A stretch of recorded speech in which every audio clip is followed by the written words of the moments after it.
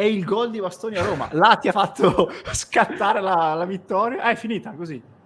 Finisce qui! Allora, si chiude qui con il gol di Arnautovic, un dominio totale dell'Inter. 4-0 all'andata, 4-0 anche al ritorno. Inter Salernitana si chiude così. I gol di Thuram, Lautaro Martinez, Dumfries e alla fine anche Marco Arnautovic. Una serata di sole, buone notizie per l'Inter, la capolista che se ne va. Oggi possiamo dirlo, Simo, la capolista se ne va, perché oggi l'Inter va a più 10 sulla Juventus, a più 11 sul Milan. Il secondo e il terzo posto sono distanti, chiaramente Milan e Juventus giocheranno nelle prossime ore, ma l'Inter dovrà recuperare, come sappiamo, la gara contro l'Atalanta, partita in cui l'Inter stradomina fin dal primo istante, in campo va con i titolarissimi e già dopo 15 minuti l'Inter aveva tirato 8 volte, la media di un tiro ogni 90 secondi, praticamente una cosa del genere, un bombardamento continuo con un 3-0 tutto nel primo tempo, gara che ci permette poi di amministrare tutto, un'altra dimostrazione di forza con una Salernitana piuttosto sconsolata che ha sostanzialmente anche rinunciato per larghi tratti a difendere. E che vuoi dire più di così? Queste sono vittorie che certificano la marcia inarrestabile di un Inter, 8 vittorie su 8 in questo 2024, includendo anche una Supercoppa italiana portata a casa. Prima della Champions League non hai nemmeno fatto stancare più di tanto i titolari che hanno giocato, non si sono stancati, anzi, hanno giocato esaltandosi, esaltando il gioco, e quindi usciamo forse anche ulteriormente rafforzati da una partita così. Da adesso testa all'Atletico Madrid ovviamente, però sì, una grande vittoria, davvero una grande prestazione molto importante. Il livello è quello che era ovviamente per quanto riguarda la Salernitana, con tutto il rispetto, però quest'Inter oggi è quasi ingiocabile praticamente per tutti in Italia. Sì, la principale spiegazione rispetto alla scelta del mister di lanciare praticamente tutti i titolari era proprio questa: proviamo a chiuderla nel più breve tempo possibile e poi nella ripresa facciamo le rotazioni, che è quello che è successo. Non a caso i primi cambi sono 3 rispetto ai soliti 2 che fa, e sono arrivati al 60° dopo che invece per un po' di partite erano arrivati anche un filo più tardi. Siamo andati sul 2-0, tra l'altro anche un filo più tardi, nonostante Sì. siano arrivati proprio nei primi minuti, perché prima dei 2 gol ci sono stati 2 legni e delle occasioni clamorose. Fin quando il livello psicofisico di quest'Inter rimane questo, siamo veramente a dei livelli iper mega importanti e tendente all'ingiocabile per un buon 90% delle squadre italiane. Poi adesso arriva l'Atletico, che chiaramente è tutto un altro film, però vedere quest'Inter è un piacere, come diciamo praticamente ad ogni partita, e questo è un altro segnale importante. È un altro segnale davvero, davvero molto importante. Adesso analizziamo anche i singoli. Simone, questo è un risultato dell'Inter importante anche per noi, un po' egoisticamente, nel senso che su Sport Exchange Market questo gioco gratuito, totalmente gratis, non si paga nulla, si vincono dei premi reali ogni mese e anche a fine stagione. Questo per noi è un altro risultato importante per la nostra squadra, il nostro portafoglio, ecco, su Sport X Market.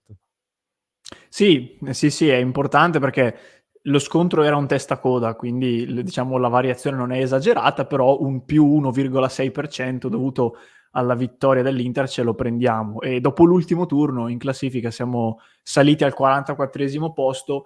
In quella mensile, eccoli, purtroppo siamo un pochino più indietro, però piccoli passettini, come diciamo spesso.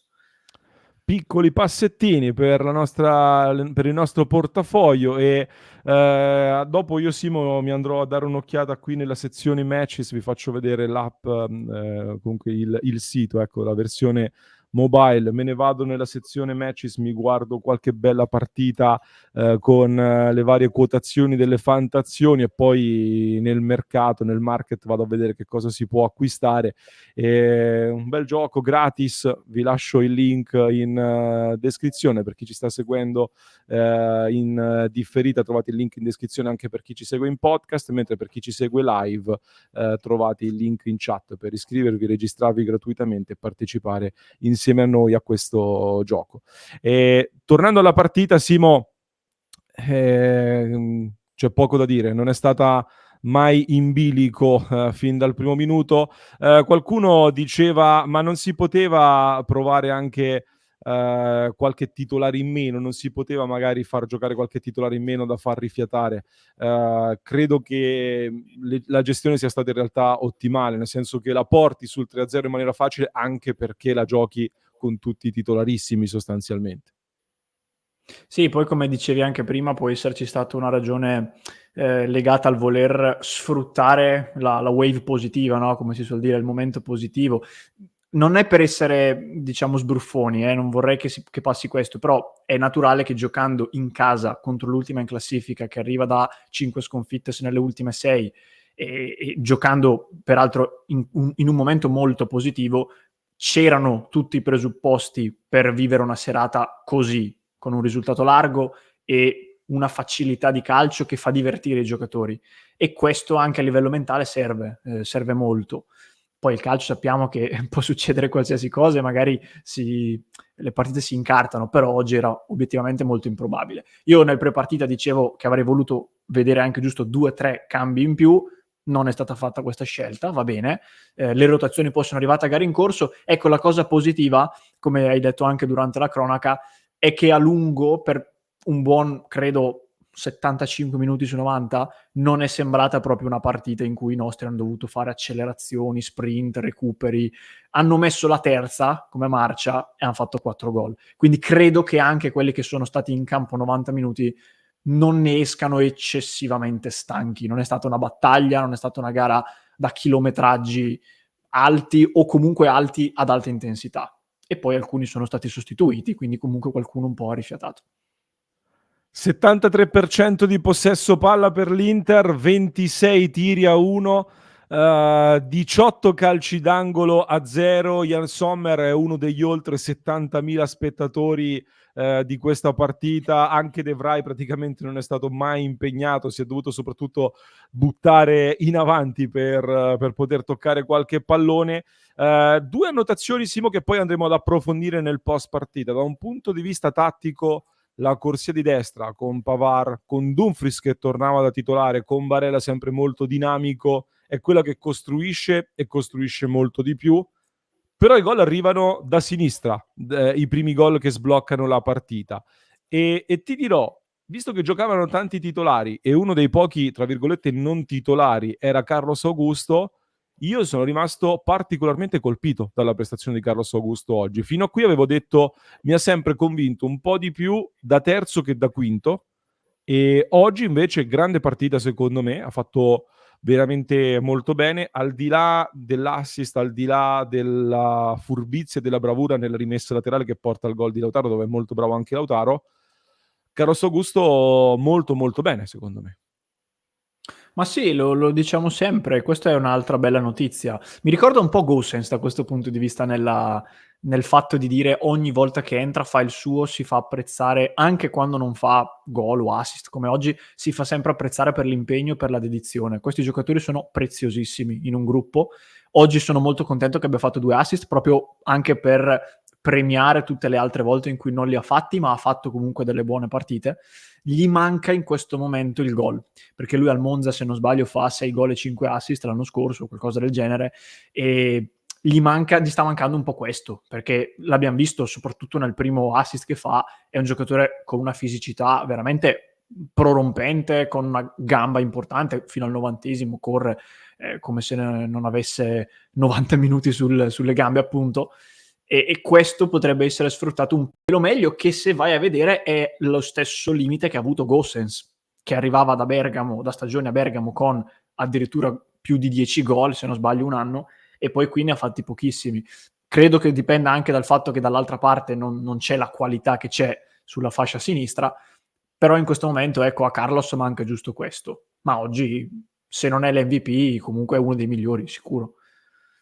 Ringraziamo De Pica Pica come sempre che ci sostiene la grandissima gestione giusta, forza Inter, ti ringraziamo di cuore mitico De Pica Pica. Altri temi da toccare, Simo, Lautaro e Thuram entrambi in gol subito, quindi pronti via, i due attaccanti danno subito una dichiarazione di intenti molto forte. Lautaro che sale a quota 20 gol in 22 partite, comunque sta tenendo un ritmo impressionante anche in questa seconda parte di stagione, dove da qualche partita era finito un po' nel mirino di qualcuno per un po' di appannamento. Stasera trova un gol da vero attaccante, poi li fai ruotare, entrano Sanchez e Arnautovic. Sanchez va vicino al gol, Arnautovic ne trova uno in fuorigioco e poi si sblocca. Molto importante che abbia segnato Arnautovic, che si sia sbloccato, perché adesso entriamo in una fase di gare in cui la rotazione dell'attacco sarà necessaria e Arnautovic qualche gol te lo deve garantire, anche di quelli pesanti in questo tipo di partite qui, immagino con Genoa, Lecce, questi avversari qua, quindi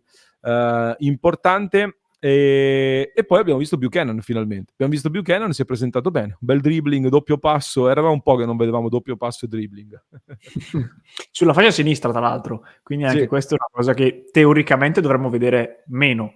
Buchanan ci ha fatto vedere subito il pezzo forse più importante e più interessante del suo repertorio. Sono particolarmente contento per Arnautovic, al di là che ho risultato, ma per altri motivi chi ci ha seguito live lo sa, però sono contento perché l'ho sempre detto, a me spiace che questo ragazzo stia vivendo una stagione così proprio cioè, è come se avesse le catene, no, attaccate, e che quando cammina e corre si trascina dei pesi esagerati, e non a caso dopo che fa gol non esulta quasi, cioè lo vedi che parla con se stesso come per dire finalmente, però cioè, lo vedi che ha qualcosa nella testa sto ragazzo, e anche dopo lo stavano inquadrando poco fa, parlottava con Ciala e Frattesi mi sembra, ma non è sereno. E cioè, il fatto che abbia quell'età lì e che sia stato pagato quella cifra non dipende da lui, quindi questo l'ho sempre ribadito. Si può essere anche contrari a questa operazione e nemmeno io l'ho sposata al 100%, però ci serve Arnautovic come ci serve Sanchez, e io mi auguro che possa sbloccarsi, perché è uno di quei giocatori, io sono convinto che se sto ragazzo fa il click mentale diventa una risorsa, magari non contro l'Atletico Madrid, magari non contro il Real, il Barcellona, quello che è, ma per partite come questa diventa una risorsa.